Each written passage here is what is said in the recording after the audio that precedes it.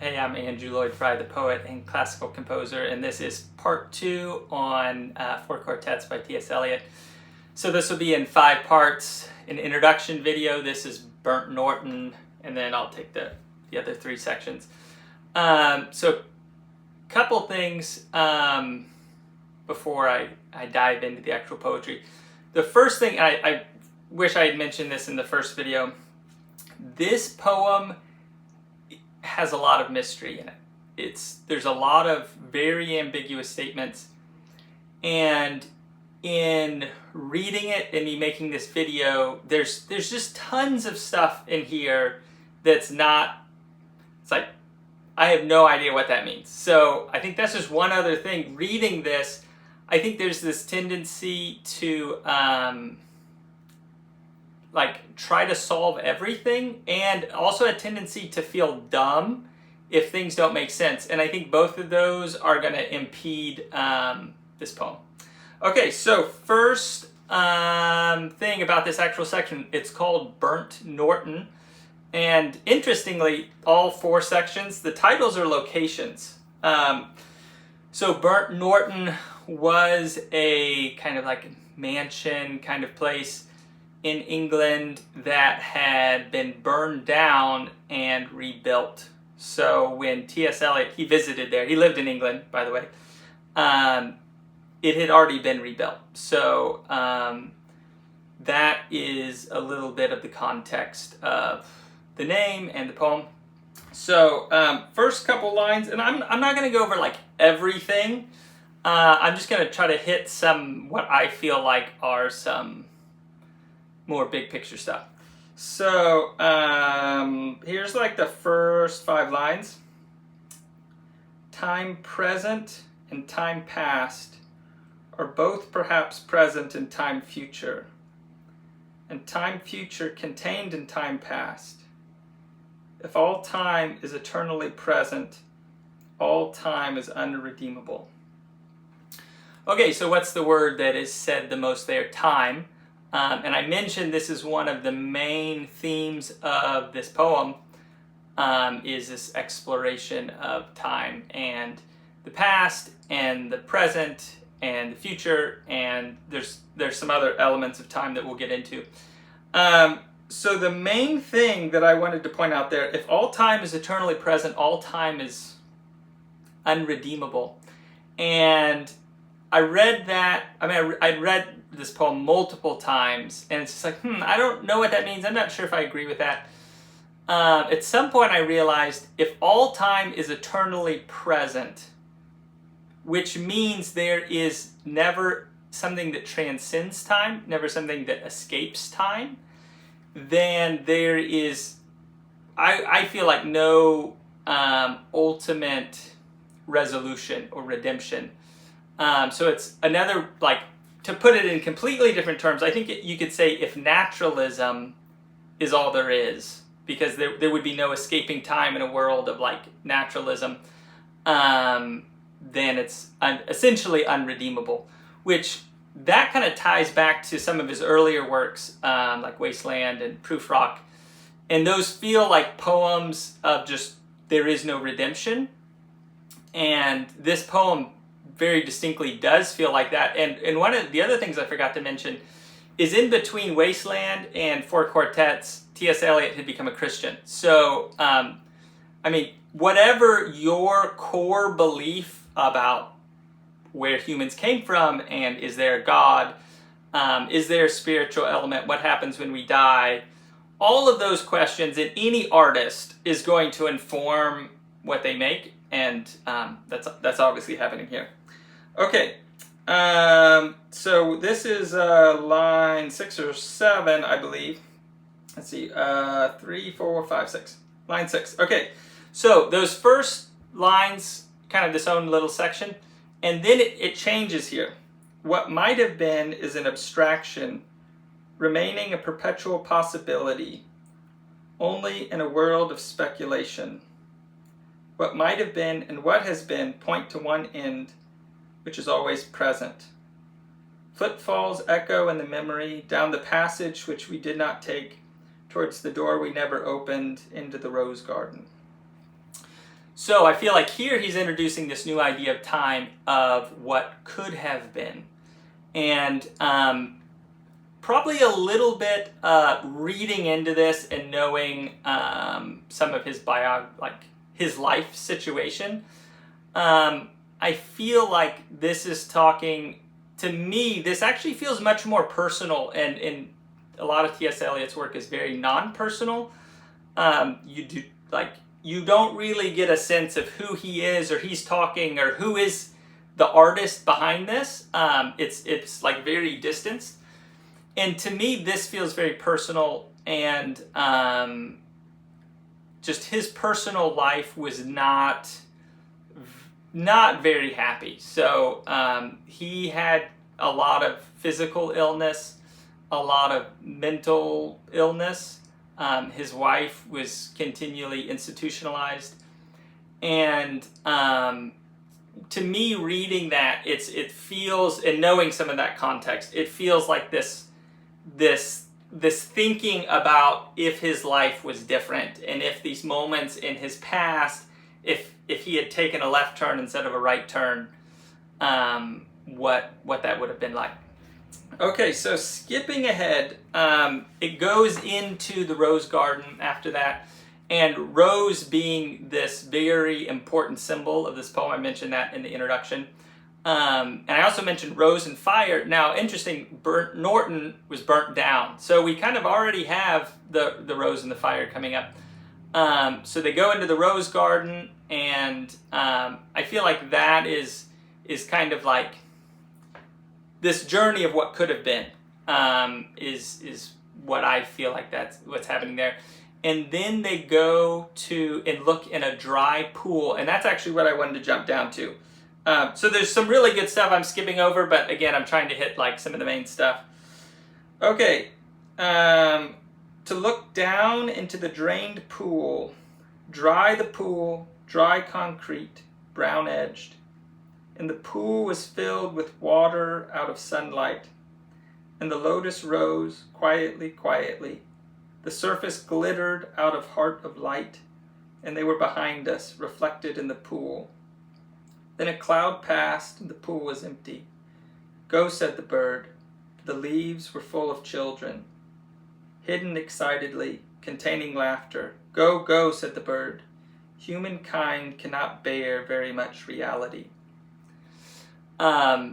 So they're looking in a pool, and sunlight, it's like the right situation where sunlight is shining in, and then they're seeing a reflection of something behind them in this kind of water, but it's not water. So to me, that feels like this wispy glimpse of something. It's almost like this half thought that is there that you can't even quite grasp, or somewhat subconscious, just like this glimpse of something beyond. And it's like a reflection behind you, and the thing behind you is some kind of like phantom-ish thing. So tying back to the thing of like him longing for maybe his life to be different, or what could have been, and desiring, desire.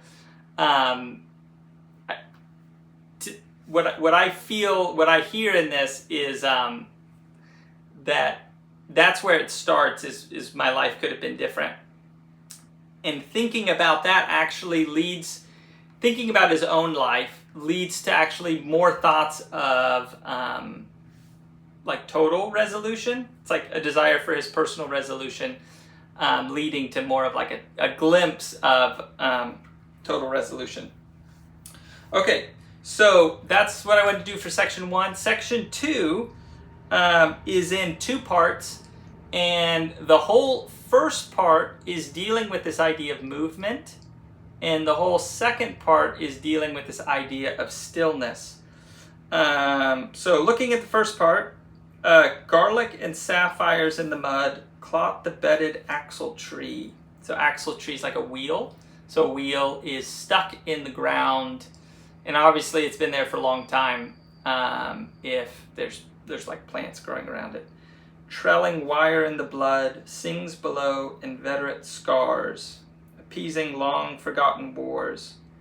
The dance along the artery, the circulation of the lymph are figured in the drift of stars. So all of this, blood moving, the wheel, dance, the circulation, all of this is kind of like movement type of terms. Now the other thing is, if you look, he has this rhyme scheme going on here in this little section, which is super interesting because he's like, he's kind of like spearhead modernism, especially Wasteland. I mean, that's just like, it's like a bombshell going off of modernism. And then in like the beginning, there's none of that, very free. And then all of a sudden he slips into this, which gives it actually, interestingly, this sense of like old and new, which is very fitting for just his concept of time. And also, I mean, he was like a scholar going back just through the history of poetry, and that comes out. So, I mean, if we just look at some of the rhymes here: mud, blood, tree, artery, scars, wars, stars, lymph, leaf, floor, bore, before. And it's interesting because, like, normally I much more gravitate towards free and non-rhyming, but he does this kind of regularly where he's not rhyming, and then he just slips into it for a little bit and leaves it. I actually really like it. So I guess it's something I like in moderation, and he's one of the only people that I've read that does that, where you're not completely rejecting it, but you use it sparingly. Okay, so all that dealing with movement. The one other thing, it talks about stars, and stars seemingly don't move, like they look stationary. But in the course of a night, like if you do a long exposure, they are moving, at least like they seem like they are. And then like the universe is expanding, so they are moving, which is just this interesting like moving, not moving thing, which is really fitting for the things he's talking about. Okay, so that's part 1 of section 2, and then it shifts to the non-moving section. At the still point of the turning world, neither flesh nor fleshless, neither from nor towards, at the still point, there the dance is. But neither arrest nor movement, and do not call it fixity, for past and future are gathered, neither movement from nor towards. I'm going to skip ahead a little bit. Okay, so this is the thing I wanted to touch on. And I cannot say how long, for that is to place it in time. Let me go back actually a little bit. I can only say, there we have been, but I cannot say where, and I cannot say how long, for that is to place it in time. So he's saying it's not in time. And so he's talking about time, and I feel like this section, this non-movement section, non-movement being this symbol of timelessness, and that's that, or transcendence would be another word for it, and that is the place of resolution and redemption. So it would kind of make more sense if this was kind of this like, or it would make more logical sense if this poem was like this very slow, like, oh, let's focus on the past and the present and the future, and then like let's go at the very end with this transcendent timelessness. But we're not that far into it, and he's already there. So it's much more of this like kaleidoscopic picture of ideas versus like, okay, now that we've established this, we're going to this and this. Okay, so that goes on, but it is hinting at this sense of resolution. I guess one other thing I wanted to hit on that. Okay, yeah. And the old made explicit, understood, in the completion of its partial ecstasy, the resolution of its partial horror. So in life, this idea of like life and death, or beauty and death, are very commingled for all of us, and this transcendence, timeless place, is the completion of partial ecstasy. So it's like we experience that, but it's incomplete. So this is like going the whole, like all the way, and the resolution of partial horror. So we're in this place of partial ecstasy and partial horror. Okay, so section 2. Section 3 is dealing more with us living in our broken time. And this section actually reminds me a bit of The Wasteland. I feel like you could like just take this and put it in there, and it would fit pretty well. One thing before I read this, so time before and time after is this refrain that keeps coming up in this section. And I interpret that statement just as time. So versus like the past and the future, he's just kind of saying time is how I read that phrase. Okay, so I'm just going to read some of this so you can kind of get an idea. Here is a place of disaffection, time before and time after, in a dim light, neither daylight, investing form with lucid stillness, turning shadow into transient beauty, with slow rotation suggesting permanence, nor darkness to purify the soul, emptying the sensual with deprivation, cleansing affection from the temporal. So all of that, it's like this in-between place. Like it's not light, it's not dark. It's like this weird in-between world that we're all finding ourselves in. Okay, next. Neither plenitude nor vacancy, only a flicker over the strained, time-ridden faces. So I think time-ridden faces, I think that should be a highlighted phrase there. Next, distracted from distraction by distraction. It's a great line. Okay, so you get the idea. Maybe one more thing here. Men in bits of paper whirled by the cold wind that blows before and after time. Wind in and out of unwholesome lungs. So all of this, just like we're living in this weird mixed place of brokenness. And I feel like section 3 is talking about that in different ways. Okay, and then we're going to skip to section 5. Now, in the introduction, I talked about this idea. I feel like one of the sub-themes of this whole poem is poetry. He's like talking about poetry itself, but bigger than that would be language and communication.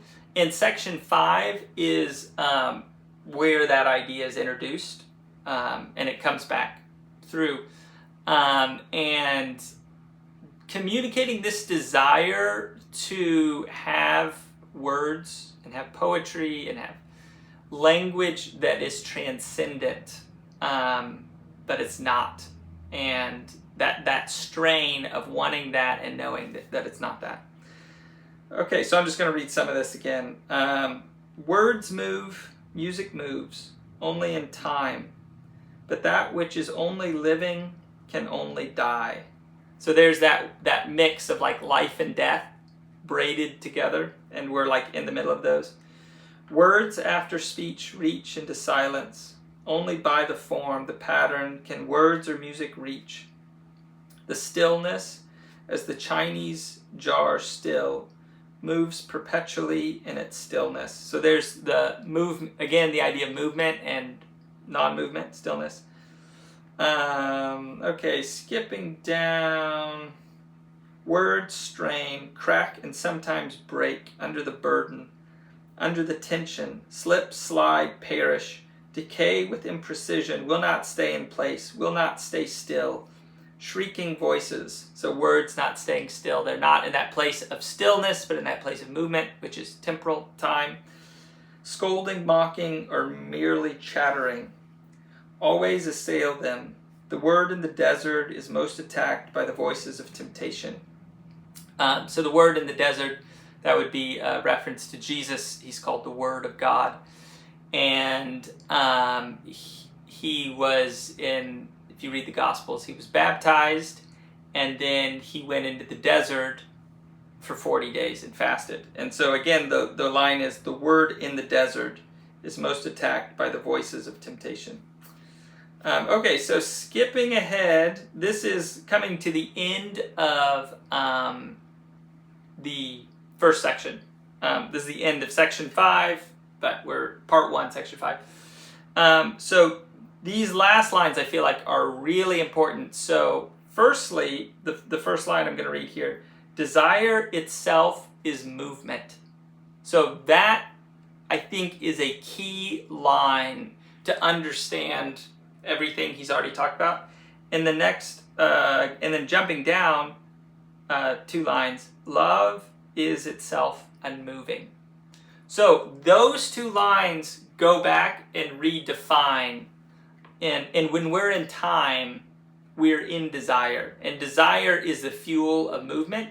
And love is the transcendent thing. So I think some ways like, hey, this is all about love. And love is transcendent. Love is timeless. And in time, we're wrapped in our broken desires, which is going to be broken movement.